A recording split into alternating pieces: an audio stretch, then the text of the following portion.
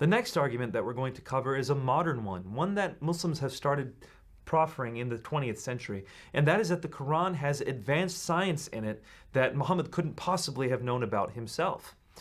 Now, when we start to hear claims like this, it's actually a solid case if it were true. If it's true that the Quran has miraculous science in it, then how could Muhammad have known about it? But when we look at the individual suggestions, we find that they're often not really anything that the Muslims say they are. So, as we said in a former session, whenever a claim is suggested, look at the evidence itself and then read the context.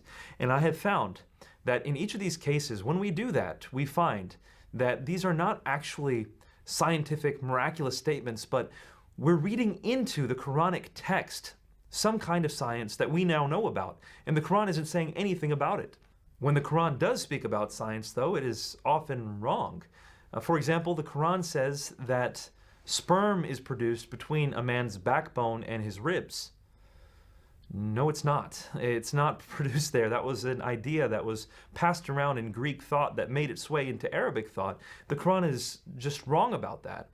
In other places, it tries to give embryology. The Quran talks about the process of a zygote's development, but it's incorrect.